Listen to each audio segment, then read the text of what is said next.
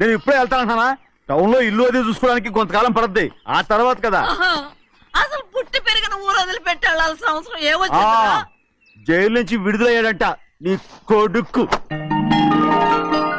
నీ కొడుకు మొహం చూడకూడదనే ఊరు వదిలి వెళ్ళిపోతుంటా. ఏ నా కొడుకు అనకపోతే మీ నాన్నని చెప్పలేవా? అయ్యగారి కుటుంబానికి ద్రోహం చేసిన వాడిని అలా పిల్లలని నేనే సిగ్గుమాలోనేం కాదు, తలుచుకుంటే కడుపు మండిపోతుంది. ఆ పిల్ల ఉందే నన్ను మా పెద్దయ్యని విడదీసింది, నాటకం వాడి. దానికి కూడా కాలం నీ కొడుకే. చాలు చాలు, ఆయన గారి గురించి కబుర్లు ఎందుకు, లేచి జనం పెడతా పెట్టుకు తినరా. మా చేత కాదు, తింటాలే.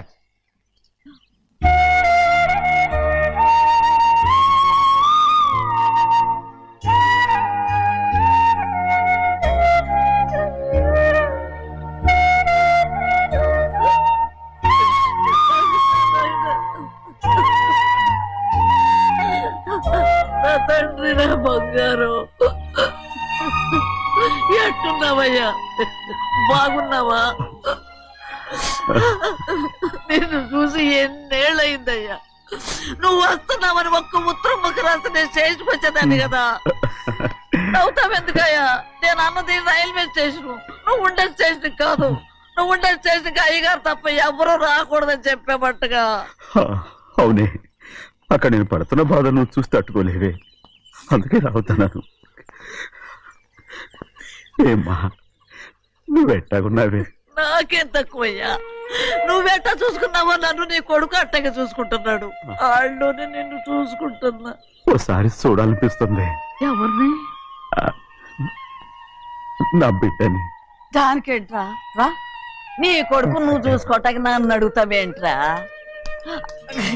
మరి ఆడు నీ మీద కొంచెం కోపంగా ఉన్నాడయ్యా. ఇప్పుడు చూసే కంటే 4 రోజుల తర్వాత. ఎందుకంటే నిన్నేమైందా అంటే నేను తట్టుకోలేనయ్యా. పర్వాలేదులేమ్మా, ఇంకోసారి వచ్చి చూస్తాను. శివాద్రి, నీ బాధ నాకు తెలుసయ్యా. బిడ్డను చూడాలని ఎంతో ఆశతో వచ్చావు. ఓ పని చేస్తావా? ఇటు నుంచి ఆ కిటికీ కాడికిరా.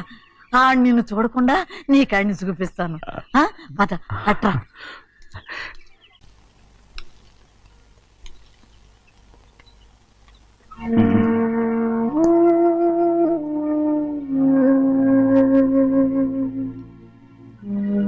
నా మీద నీకు ప్రేమాభిమానాలు ఉన్నాయి కదా. అదేమాటయ్యా? నేను బాగుండాలని నువ్వు ఆశపడుతున్నావు కదా. మీరు 100 కాలాల పాటు చల్లగా ఉండాలయ్యా. అయితే నా మీద ఒట్టు, జరిగిన నిజం నాకు ఇప్పుడు చెప్పాలి.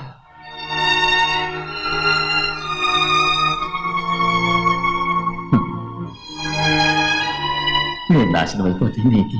అయ్యా, నా మీద మీకు ఎంత ప్రేమ ఉందో నాకు తెలుసయ్యా. కానీ నేను చెప్పబోయే విషయం మీరు ఎవరికి చెప్పనని నా మీద ప్రమాణం చేస్తే నేను తప్పకుండా చెప్తాను.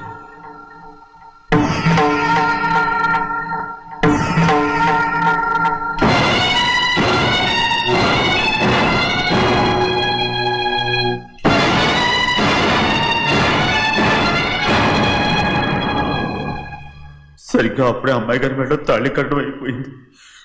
చూస్తూ చూస్తూ అది ఎలా తెంచగలని చెప్పండి. అదే కనుక జరిగితే నేను తట్టుకోగలను. అందుకే నేరం నా మీద తీసుకున్నాను.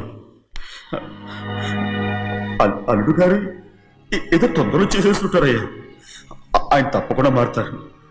మన అమ్మాయి గారిని బాగా చూసుకుంటారని నమ్మకం నాకుంది. అయ్యా, దయచేసి ఈ విషయం ఎవరికి చెప్పకండి. అల్లుడు గారు కూడా అడగండి అయ్యా. పొరపాటు అమ్మాయి గారికి తెలిస్తే అల్లుడు గారితో కాపురం సరిగా అదే కనుక జరిగితే నేను ప్రాణాలతో చచ్చిపోతాను.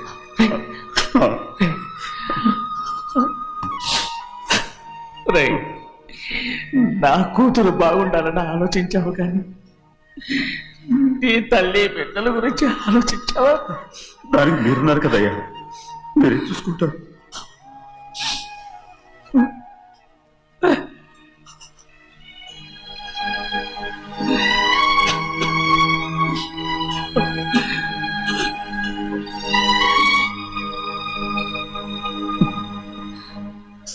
ఏడవకండి చిన్నమ్మ, రండి ఆడుకుందాం. నీతో రాను, ఎప్పుడు నీతో అతను మా నాన్నే కాదు, నేను ఆ ఇంటికే వెళ్ళను. రండి చిన్నమ్మ ఆడుకుందాం. నౌకరు చేసావు ఎందుకు దాని చేపడు లాగుతున్నావు?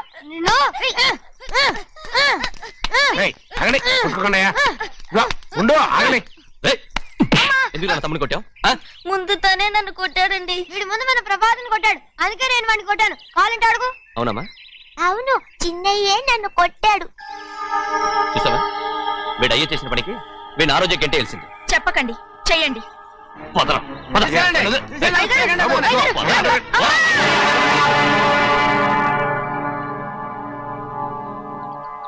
గౌరీ చెప్పింది కూనికోర్ కొడుకు ఇంట్లో ఎందుకని. ఎవరా కూనికోరు? వీడి బాబు ఏదో తెలియక తప్పు చేస్తే దాన్ని వీడేం చేస్తాడు? ఇదిగో ఈ రోజు నుంచి వీడికి ఈ ఇంటి బిడ్డ ఇక్కడే ఉంటాడు. రారా. నాన్న, మీ స్నేహితుడు కొడుకని నెత్తికెక్కించుకోకండి. కావాలంటే అనాథాశ్రమంలో చేర్పించండి. వీడేమో అనాథ కాదు. మీరేం నాకు సలహా చెప్పక్కర్లేదు. ఎక్కువ మాట్లాడారంటే మర్యాద దక్కదు.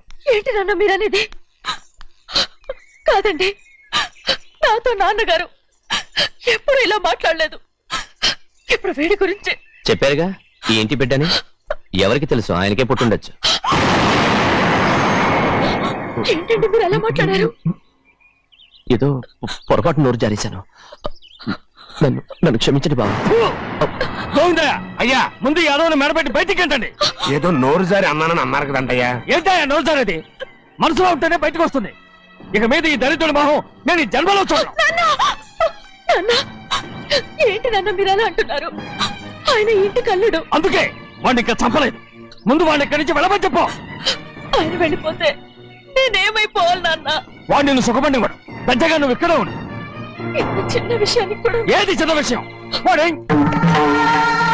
చూడు, నువ్వు వాడితోనే కలిసి ఉండాలనుకుంటే వాడితోనే వెళ్ళిపో. వాళ్ళిద్దరూ మీ కళ్ళ ముందు ఉండాలనే కదా ఇల్లరికం సంబంధం చేశారు. అది వాడు చేసిన తప్పురా. ముందు ఈ కుక్కను బయటకు వెళ్ళమని చెప్పు. ఉన్న ఫలంగా బయటకు వెళ్ళమంటే నేను మీ కూతురు అడుగు తినాలి. గోవిందయ్య, అయ్యా లాయర్ని పిలిపించి నా ఆస్తిలో సగం నా కూతురు పెద్ద రాయమని చెప్పు. అంతకంటే ముందు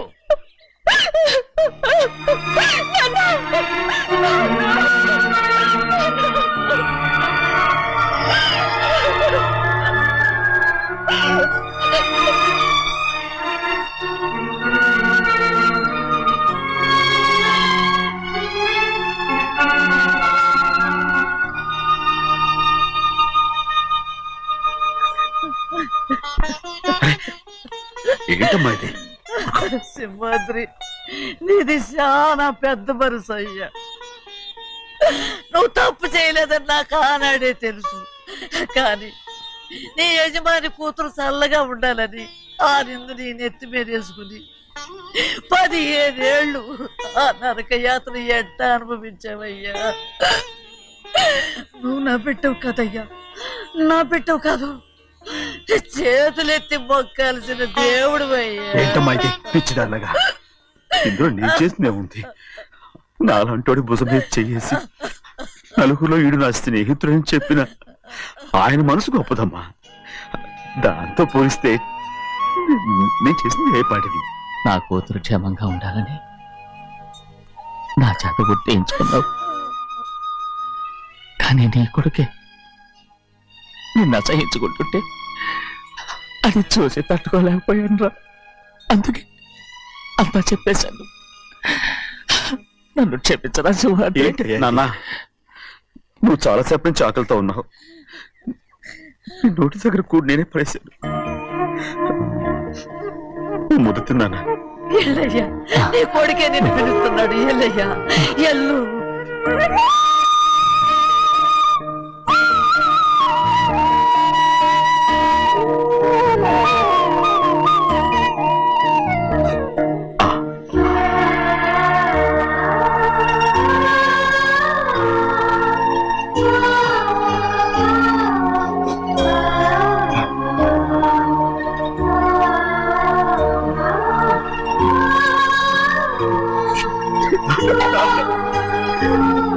ఇంతకాలం నేను ఎంత తప్పుగా అర్థం చేసుకుంటాను.